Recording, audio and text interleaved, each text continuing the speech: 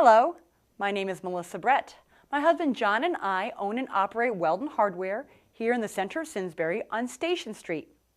Spring has finally arrived here in Simsbury, and it's almost time to get out our lawnmowers, rototillers, and other lawn equipment.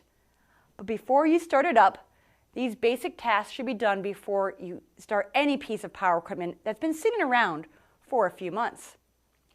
First and foremost, thoroughly check for any mouse nests that may have been built over the winter. It may not be obvious, especially on riding mowers.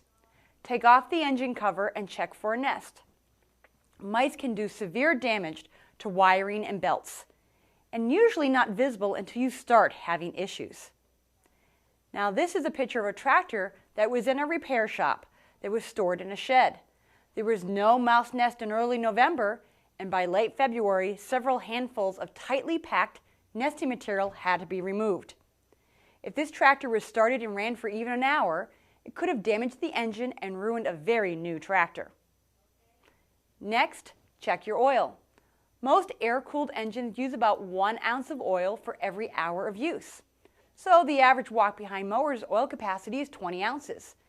And if you don't check your oil on a regular basis, after only about 20 hours of use, you may run out of oil and damage the engine. Adding oil is okay, but just like your car, a complete oil change should be performed at least once a year. You'll probably need to flip the mower on the side to remove the old oil, so make sure there's no gas in the machine. Now for ride-on mowers, there's typically an oil drain tube near the base of the engine. And while you're doing an oil change, replace your spark plug as well. New spark plugs are already pre-gapped to the correct spacing.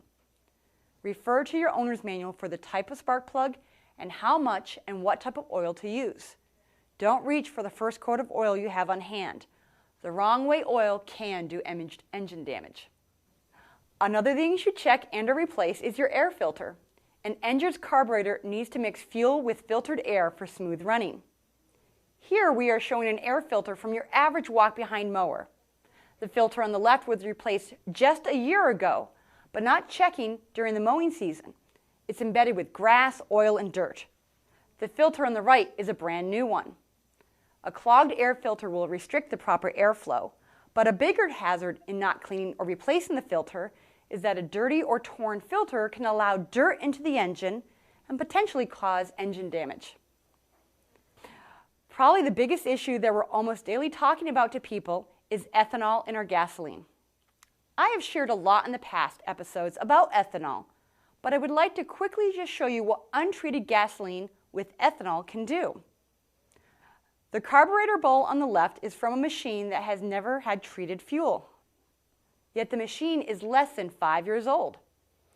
As you can plainly see, the untreated fuel caused gummy buildup and rust, and this was a very costly repair. The carburetor bowl on the right is what a 1-year-old engine looks like with treated fuel. Gasoline goes stale very quickly, causing gumming and fuel separation too quickly for traditional stabilizers to keep up. So treat your fuel as soon as you purchase it with an additive that can help remove or at least combat ethanol.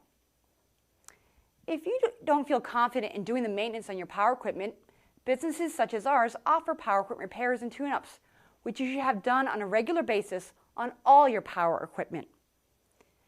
If you have any other questions about your lawnmower or other power equipment, don't hesitate to ask us. And if you have a topic that you would like featured on this segment, let us know. Visit our website at www.weldenhardware.com. I look forward to the next edition of Headline Simsbury.